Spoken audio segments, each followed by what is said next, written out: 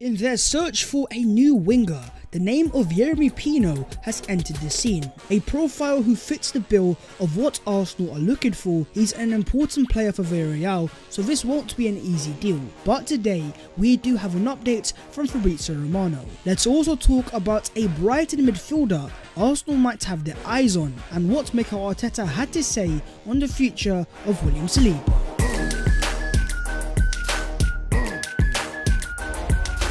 Yo, what is going on, guys? My name is Babs14 and welcome back to your boys channel. I hope you are doing amazing, and as per, don't forget to smash a like on this video if you enjoy the content, and most importantly, subscribe if you are new. Thank you so much for 110,000 subscribers, as the Team 14 revolution only gets stronger as the days pass. But starting off with the latest Arsenal transfer news, and the main player in question is Villarreal's Yeremi Pino, 20 years of age and thriving under Unai Emery in Spain. Already capped 4 times by the Spanish national team, this is one of the most highly rated young players coming out of España, and for Villarreal he is one of their prized assets, and therefore if Arsenal want to sign him, he's not going to be cheap. But in terms of his actual availability, let's go to the ex-Arsenal manager in Unai Emery, who confirms that if an offer arrives for players like Yeremi Pino, then he will have to leave. We have responsibility with the club, it is what it is.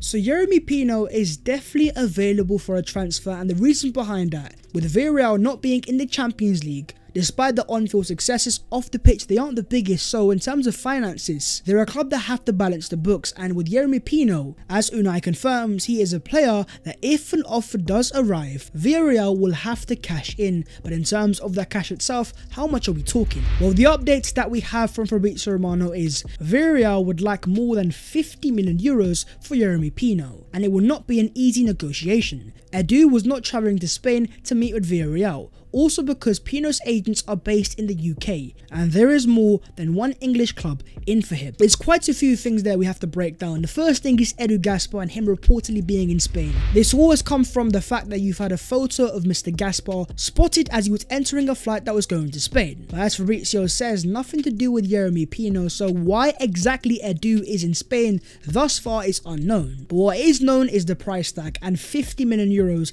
is pretty hefty. For a player that is still 20 years of age and while has fantastic potential, is still very unproven at the highest standard. Yes, he might have got 10 goals and assists in La Liga last season, but it's worth pointing out that out of his 6 goals, 4 came in one game. Pino isn't a player that I describe as a pacey winger. He's more of a technician who's very good at passing, and he loves to also dribble. And all these features were there to be showcased in Pino's first game of the brand new season for Villarreal, playing 63 minutes, making 17 passes, getting 1 assist, completing 8 out of 9 dribbles, making 3 ball recoveries, and winning 12 out of 21 ground duels. If you're talking about a rotational option or a backup or an understudy to Bukayo, Yeremi Pino is more than good enough to do that. But you don't spend 50 million euros on a player you see purely as a backup, especially when you have players like Cody Gakpo who are a bit more experienced, a bit more refined, and available for significantly less money. That being said, out of all the wingers that Arsenal have been linked to, Yeremi Pino is the name that is coming out on top, that is really catching fire, and he's the one that we have the most reliable reports on. So my friends, my question to you is, do you believe that Yeremi Pino is that guy that Arsenal should be signing as that wide forward with all of the other options considered? But talking about promising wide forwards, let's talk about our summer signing Marquinhos, who on his second start for the Arsenal Academy was on the score sheet again, 2 times to be exact. Marquinhos is shining as an Arsenal star boy,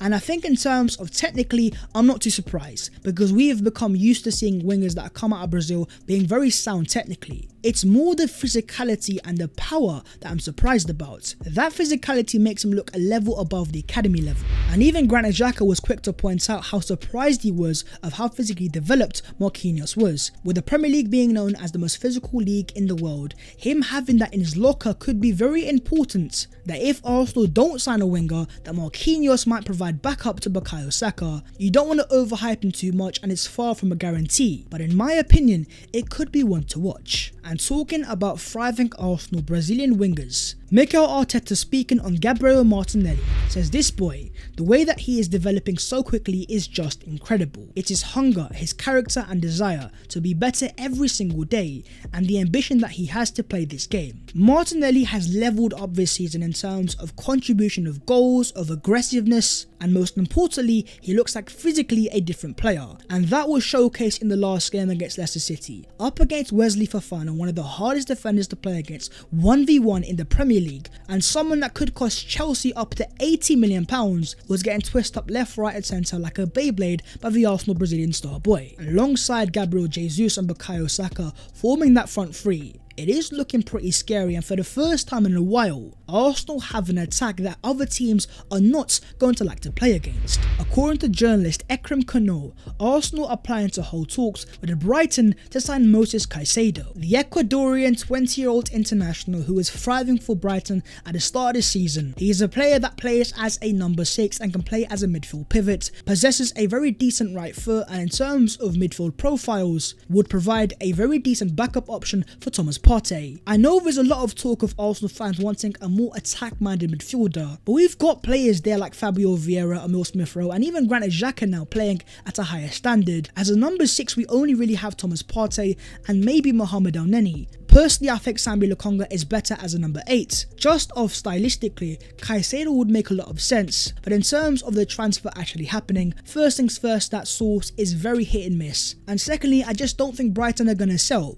They've sold Yves Bissouma, Marc Cucurella, and are about to sell Neil Maupay, so the chances of them losing 4 first-teamers in the same transfer window, I don't see it happening, but keeping it on the number 6. In that position, are there any players specifically, any names that you think Arsenal should be signing? In terms of your boy, I think Ibrahim Sangare out of the Eredivisie could be a decent little shout. But moving on to the main midfield target, and that being Youri Tielemans. Simon Collins of the Evening Standard says, Leicester City are aware that Youri Tielemans has no intention to renew his contract with the club, and are now willing to sell the player for around £25 million.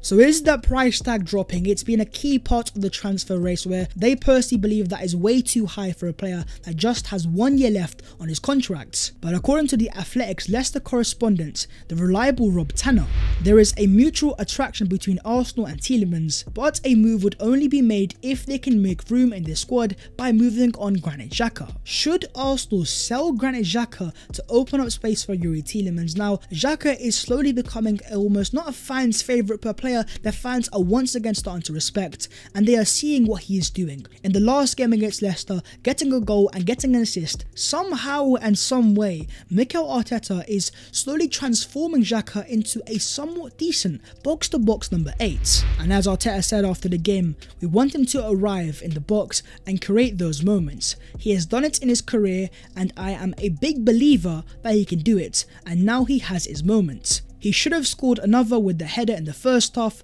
but I'm really pleased. Despite not being the fastest or the most agile, Xhaka is growing a nous in terms of timing, of when to attack the ball in the box, and that's why he is getting more chances. And playing especially alongside Alexander Zinchenko, I've actually been pretty surprised to see how well these guys have played together, and that is why against Leicester and against Crystal Palace, despite the right hand side of Saka and Odegaard, the left hand side of Martinelli, Xhaka and Zinchenko have been Arsenal's main side.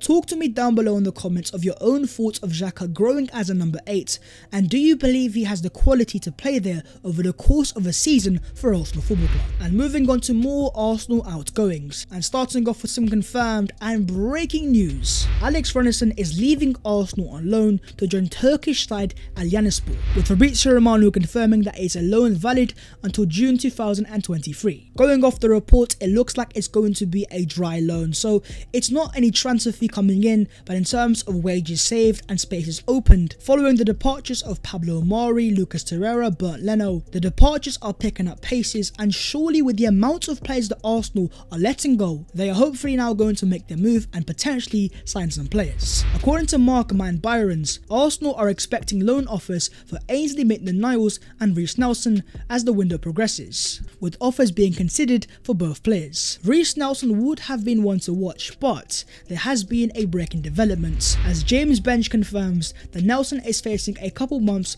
on the sidelines with a quad injury. Very unfortunate news for a player that looked very promising in pre-season and I was hoping might have got a chance in the Europa League, and now the fact that he's entering his final year of his Arsenal contract, I don't see Arsenal being able to loan him or sell him, so now we have a massive dilemma. But in the case of Ainsley Maitland-Niles, aka Fofty, I definitely think he's going to leave. I don't think he'll be a loan transfer, hopefully a permanent one, because as he enters the final year of his Arsenal contract, why exactly would you loan him out? Mikel Arteta, speaking on Saliba's brand new contract, says that we will address all the issues. Edu and the board will be addressing all the issues that you can possibly face. We want all the players to be happy here. Arsenal are definitely working on it, and in terms of the agreement of that contract, there was quite a few reliable sources that have confirmed that that's most likely going to happen. And now that he's starting for Arsenal on a week in week out basis, the fans are loving him and Saliba is even smiling. Is this a case of Arsenal waiting for the number 2 shirt to become vacant? And once that happens, they'll give that to William Saliba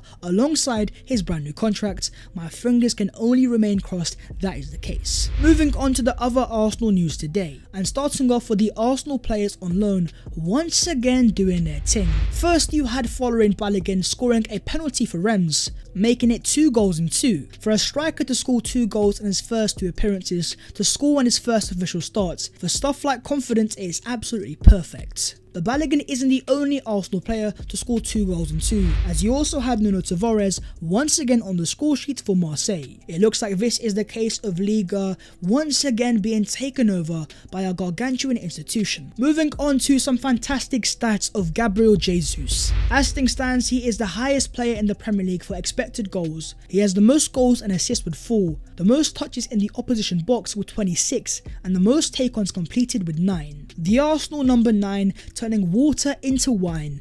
Jesus has almost surprised so many fans of Arsenal, rival fans, of how good he can be when given the freedom and the confidence of a team. And what Arsenal fans, I guess, are now finally seeing is how good this Arsenal attack can be when they have a proper number 9. And I think this stat sums it all up. That Jesus has made 26 touches in the opposition box in the 2 matches since his debut. In comparison, Alexandre Lacazette managed the same number in 17 appearances last season. The fact that Arsenal finished 1 point behind the top 4 with Lacazette, who is basically almost a midfielder playing up front, Jesus is a different specimen. And looking into his heat map against Leicester, left wing, right wing, down the middle, not only is Jesus showing quality in the box, he is not just a stationary number 9. He is going to move around and he is going to be fluid, and for opposition teams he is going to be near impossible to mark. An exclusive from David Ornstein has revealed that Granit Xhaka and Jesus have been made deputies to Arsenal captain Martin Odegaard, but it looks like to me that Arteta is choosing less of the experience of the club but more actual leaders on the pitch, and Jesus is a player that on the pitch shows a lot of personality. He always wants the ball, especially in the tough moments, and he's a player that others can turn to. That is the definition of true leadership. But what are your thoughts on Gabriel Jesus becoming the vice captain of Arsenal just 2 months into his Arsenal career? Let's talk about it down below in the comments. That is the video there, so hopefully you guys have enjoyed, and if you have, don't forget to smash a like and subscribe if you are new. If you would like to follow your boy on all of his social medias, then the links will be down below in the description. But that was today's episode of the Transfers FC, and look, I want to apologise for my lack of daily uploads, but I also want to explain that when I don't upload often, there's not much to talk about, so hopefully you guys can understand that, and until then, I'll see you next time, so in a bit.